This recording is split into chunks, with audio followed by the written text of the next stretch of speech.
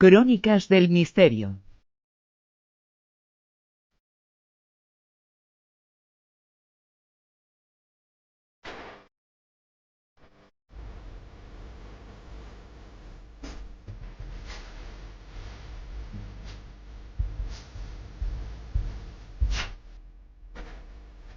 No era un bellezón, pero nos dejaba impresionados con su imagen. Cuando comenzábamos en estos temas, buenas noches. ¿Qué tal? Lorenzo Fernández. Buenas. Hola, buenas noches. Hola, chicos. Todos veíamos un vídeo en el que aparecía una de las protagonistas de esta madrugada. Digo que no era un bellezón, pero es que hacía cosas espectaculares. Nos olvidábamos enseguida de ese rostro duro, el de Nina Kulaguina, pero es que aparecía con las manos rodeando una pelota y esa pelota ascendía.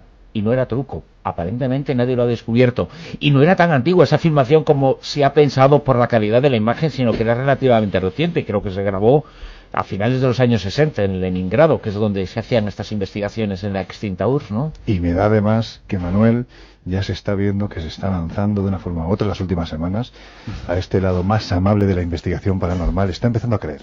Y si no, esta noche ya lo verán nuestros oyentes. Estoy incómodo. Esto debe ser la silla que me pica todo.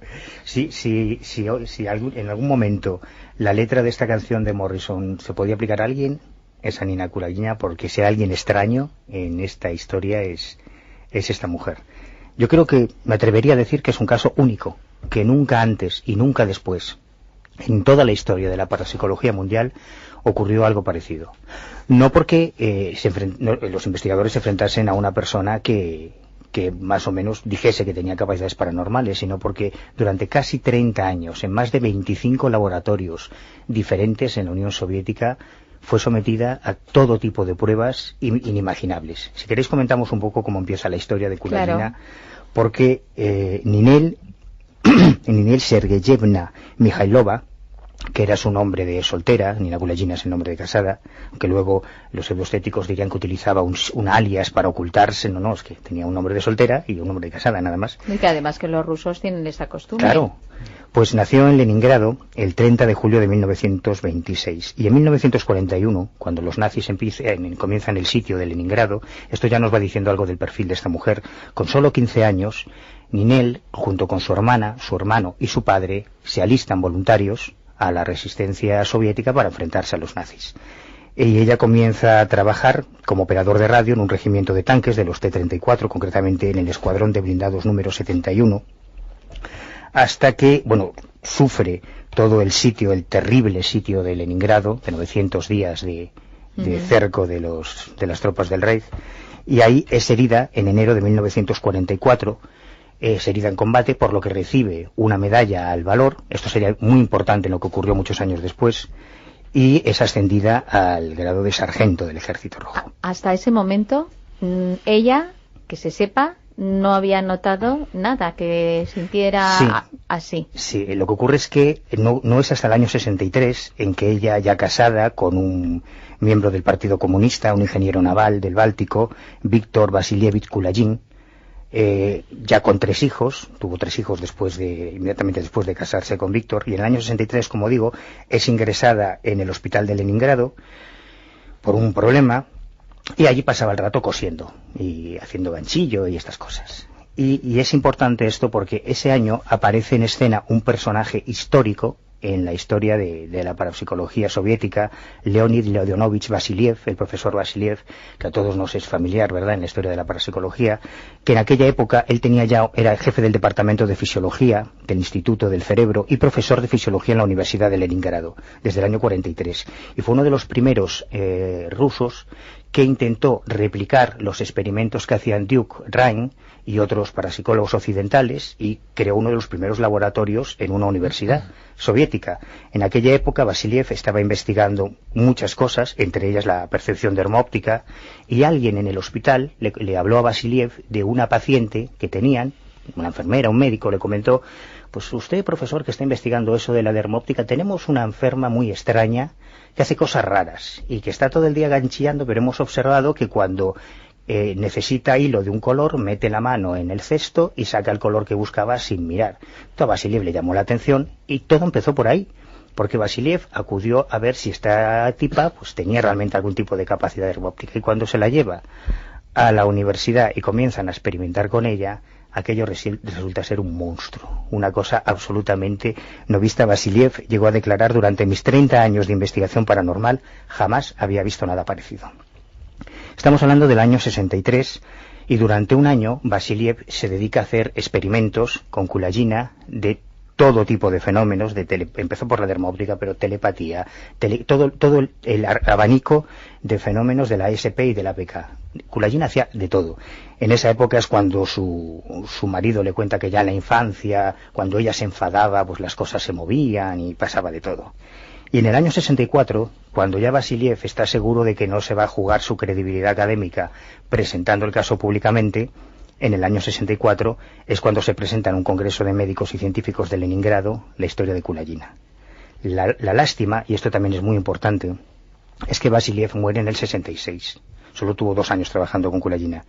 Y entonces, y esto es lo importante, en el 66, tras la muerte de Vasiliev, es su colega, el doctor Zdeněk Rejdak, psicólogo del Instituto Militar de Praga, y subrayo lo del Instituto Militar de Praga, porque Kulagina estuvo siempre muy cercana al Kremlin y al KGB, precisamente por este personaje, Rejdak, que es el autor del término psicotrónica, que es un poco el equivalente soviético de parapsicología. Y a partir de entonces, desde el 66 y durante buena parte del inicio de la investigación, es Rejdak el que coordina estas historias. En el año, desde el 64 hasta el 90, Kulagina, repito, estuvo en más de 25 laboratorios distintos, y cuando accedes a los informes sobre esta historia, no te los puedes creer. Es increíble. Todos, como decía Bruno, estamos familiarizados con esas imágenes que se han reproducido en todos los documentales de parapsicología, de Kulagina en una urna de cristal moviendo objetos y demás. Yo las he reproducido con truco. O sea, yo y muchos ilusionistas que se han enfrentado al caso, siempre intentamos reproducir y mejorar lo que hacen los supuestos psíquicos, ¿no? Y yo lo hago exactamente igual que Kulagina, me atrevería a decir que mejor, pero claro, utilizando truco. Y hemos hecho además en laboratorios, en el Centro de Investigaciones Psicobiofísicas de Vigo, por ejemplo, con una urna precintada, cerrada con candado, con objetos metálicos y no metálicos, y hasta conseguimos pequeñas levitaciones, ¿no? Pero utilizando truco. Y para mí eso era, lo que haría Kulagina durante todo este tiempo, hasta que hace no mucho conocí a un testigo, a una persona, Bruno lo conoció también, tipo con una biografía sorprendente, un comunista radical español que salió de España en los tiempos de Franco para irse a Rusia, había mucho tiempo allí, la conoció. Y cuando este tipo me cuenta que él la había visto en persona, pues ya volví a tener interés y a investigar toda la historia de Kulagina, que es mucho más apasionante de lo que yo imaginaba y totalmente única. Nunca ha pasado nada parecido.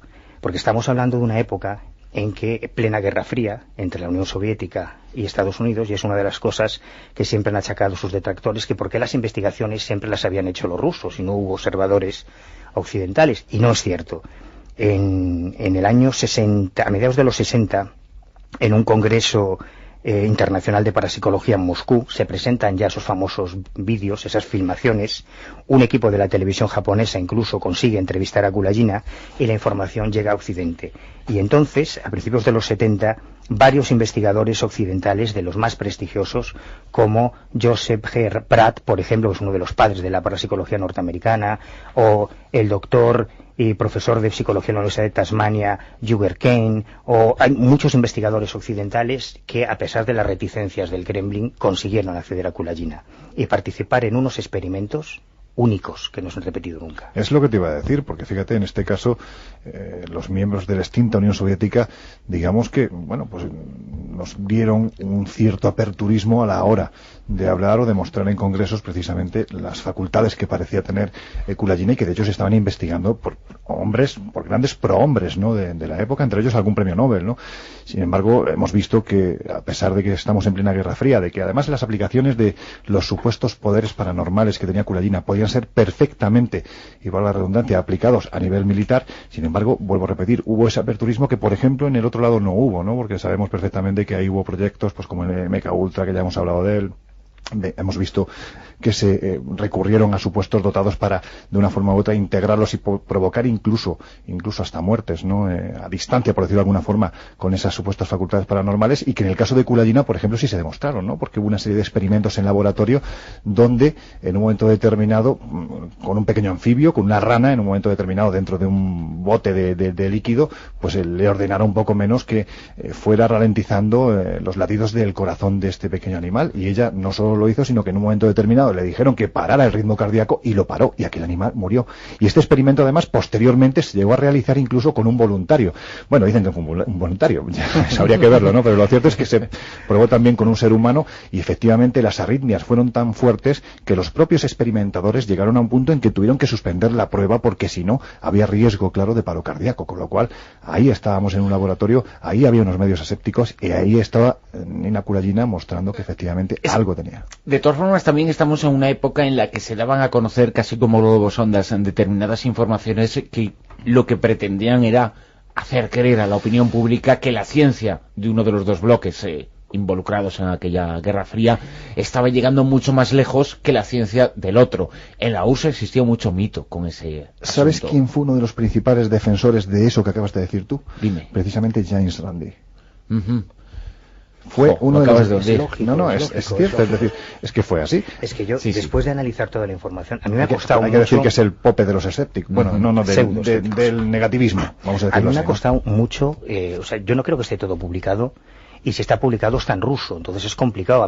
Para mí ha sido un Cristo durante todos estos meses conseguir acceder a los informes originales. Claro, los informes es que no te los puedes, es que son increíbles. O sea, lo que cuentan los científicos, pero además científicos con unos currículum, por ejemplo, Yuri Kovacerev, que fue el inventor del radar ruso, un tipo que tiene galardonado con 3 órdenes de Lenin, héroe del trabajo socialista, miembro de la Academia de Ciencias de la URSS, o sea, un pedazo de catedráticos de la Universidad de Moscú, gente, y esto es lo más alucinante, y luego lo comentaremos muy deprisa, que luego declararon en el juicio, porque Nina Kulagina es el único caso en toda la historia de que cuando la acusan de ser un fraude, demanda a quienes la acusan de ser un fraude, van a juicio y gana. Pero esto es otra historia alucinante. El juicio de Kulagina es flipante también. Porque también había pues ciertos rumores que cuando, sobre todo los escépticos, en lo que ella conseguía, argumentaban que ella pedía un tiempo de concentración a la hora de luego ponerse ya un poquito como más concentrada psicológicamente y abordar ese experimento.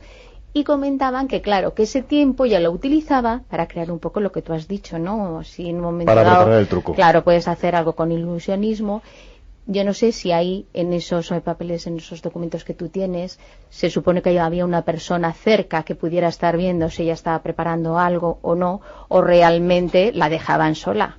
No, sola, por supuesto no, y no es que la dejaran sola, es que en todo momento estaba monitorizada fisiológicamente, que es lo que a mí me ha impresionado. O sea, ya al acceder a los informes soviéticos originales, que es muy sorprendente esa parte, el estudio de las transformaciones que se producen en sus ritmos psicobiofísicos en hasta el momento 240 pulsaciones por minuto se le ponía al corazón cuando se producía teóricamente el efecto psicocinético. Que por cierto, es muy parecido a un caso posterior, un caso en España que también se pudieron medir esas constantes como las del ritmo cardíaco en el caso Mónica Nieto. Claro, también ella era pesada antes, durante y después de las experiencias, y normalmente perdía entre 500 y 700 gramos por cada jornada, aunque según algunas citas llegó a perder hasta 2 kilos en alguna sesión.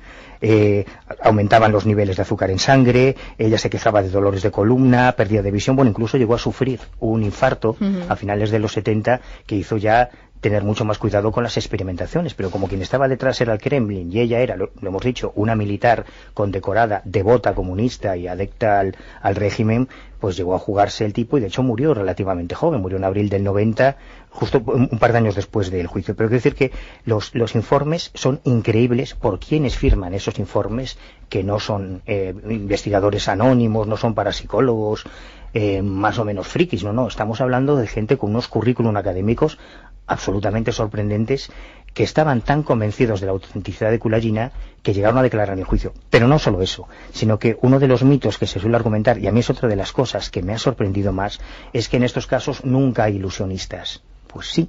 En el año 82, cuando ya uno de los principales investigadores del caso pasaron a un nivel superior, ya no estaban experimentando simplemente con cartas Zener, con juegos de telepatía, con cosas de psicotrónica, sino que se trataba de alterar, por ejemplo, la proyección de un rayo láser, pruebas con generadores radioactivos, o sea, cosas alucinantes. Pues en el año 82 entró en el equipo el gran Jacobian, que es uno de los magos ilusionistas más famosos de la historia soviética. El padre, porque el hijo también es ilusionista, sigue trabajando ahora, pero el padre es una institución en el ilusionismo en la historia de Rusia. Y en el año 83, a petición del doctor Kulayev, que fue otro de los científicos que más tiempo estuvo con Kulagina, entra dentro de la comisión y no encontró truco. Y eso, ya estamos hablando de uno de los ilusionistas más, un Juan Tamariz, para entendernos, ¿no? Claro, todo este tipo de cosas es lo que te crea confusión.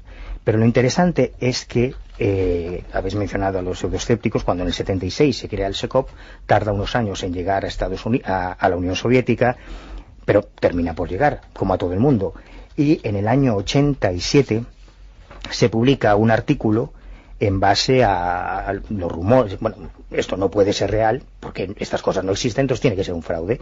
Y se publica un artículo y Kulagina demanda a la revista que publica ese artículo, la revista El Hombre y la Ley, concretamente en el número 6 del año 87.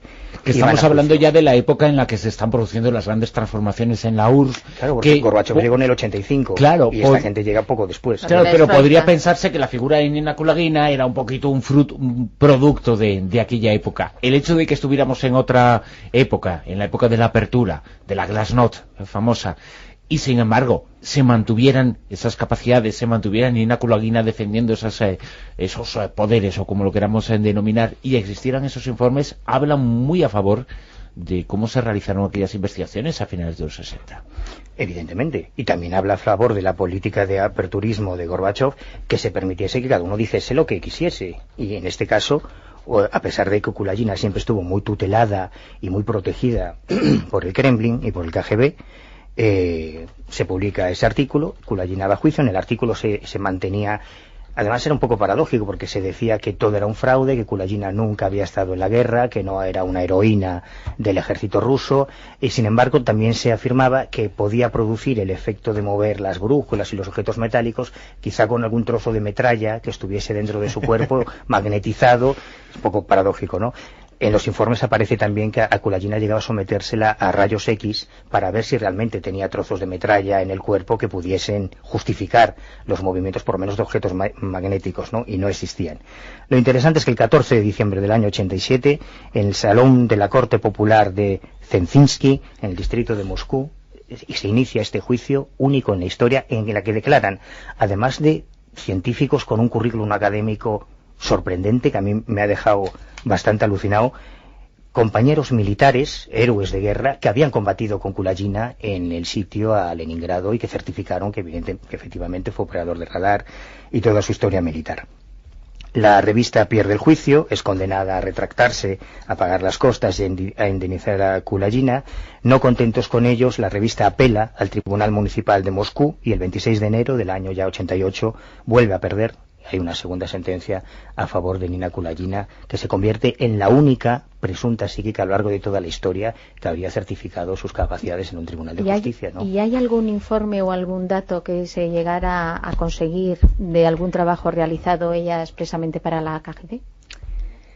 Aquí es donde entramos ya en el terreno de la especulación. Porque después de lo que me comentó este tipo, que ella tenía una relación muy cercana con los mandatarios más importantes del Kremlin, yo le estoy dando muchas vueltas y Lorenzo acaba de poner el dedo en la llaga. En el año 2009 se estrenó la película Los hombres que miraban fijamente a las cabras, que está inspirada en un libro de un periodista, John Ronson, y que recoge lo que realmente existió. La CIA, el ejército norteamericano, durante muchísimos años se gastó millones de dólares en investigar sobre espías psíquicos. Algunos de ellos, además, luego pasaron, al jubilarse del ejército, en la vida civil, han montado empresas de detectives psíquicos, y un grupo de ellos estuvo aquí en España, en el caso de Anabel Segura, por ejemplo, que es otra historia también fascinante. Todo eso, en buena medida, se debió a que los norteamericanos se volvieron paranoicos, como decía Bruno, cuando llegaban rumores de la Unión Soviética de que tenían gente como esta mujer haciendo esas cosas, y gastaron mucho dinero en eso. y se hablaba de que una psíquica había conseguido hacer el experimento con una rana. Ese experimento, los informes fue exactamente el 10 de marzo de 1970 en el laboratorio de Leningrado con el doctor Gennady Sergeyev a la cabeza, donde hicieron los experimentos. O sea, los experimentos existen, los documentos existen, y eso es lo que en buena medida volvió paranoicos a los americanos. ¿Hasta qué punto formaba parte Kulagina de una campaña de propaganda o de intoxicación? Es la única explicación lógica para entender que durante 30 años nadie, ni siquiera los mejores ilusionistas rusos, consiguieran pillarla en truco, ¿no? Pero es que esto tendría sentido si solo fuesen rusos. El problema es que tenemos varios investigadores británicos, alemanes y norteamericanos que también estuvieron con ella. Lorenzo. Dime, Bruno. Vamos a intentar concluir con el caso de Nina Kulagina. Es que si le pido a Manuel que concluya, es que nos dan las 3 de la madrugada. Entonces queremos que lo hagas tú. Lo que yo sí le pido a nuestros oyentes es que les remito a un artículo que va a salir publicado en mi querida competencia, la revista Más Allá, dentro de un mes más o menos. Va a salir un artículo de Manuel Carballal precisamente abordando muy extensamente este caso. Estoy seguro que los compañeros no te van a cortar ni una sola página de esa maravillosa investigación que has realizado, porque verdaderamente merece la pena que la gente lo conozca. A mí me sorprende mucho, es decir, estamos hablando de un periodo de tiempo extremadamente duro en un lugar del planeta extremadamente duro, es decir, que alguien tienda a fabular o se quiera montar un rollo sobre sus supuestas facultades paranormales, como podía ocurrir con Nina Kulagina en este lugar, a mí me sorprende. Lo más normal es que hubiera acabado en ese ferrocarril de la muerte, pues poniendo raíles en Siberia, ¿no? Y sin embargo aguantó la mujer durante muchísimo tiempo, a pesar de que incluso ella misma intentó retirarse en varias ocasiones, ¿no? Porque es que lo que decía, ¿no? Los dolores físicos eran tremendos en las piernas, los mareos, había sesiones en las que ella misma ya no podía continuar simplemente porque el cuerpo no le daba de sí, incluso llegó al punto de sufrir, como decía Manuel, ese infarto. Es decir, cuando alguien está en esa situación y aún así hasta prácticamente el día de su muerte continúa siendo investigada, es posiblemente porque nos encontramos ante un ser humano absolutamente único, posiblemente alguien que, si podemos decir que alguien ha tenido facultades paranormales extrasensoriales, el nombre que me surge y que me viene a la cabeza es el de Nina Kulagina. A la persona que hoy hemos dedicado esta sección, estas crónicas del misterio, con esta música que no podía estar mejor elegida para hablar de personajes como Nina Kulagina. Con Manuel Carballal y con Lorenzo Fernández. Muchas gracias. Hasta luego. Ahora os invito a unas anquitas de rana.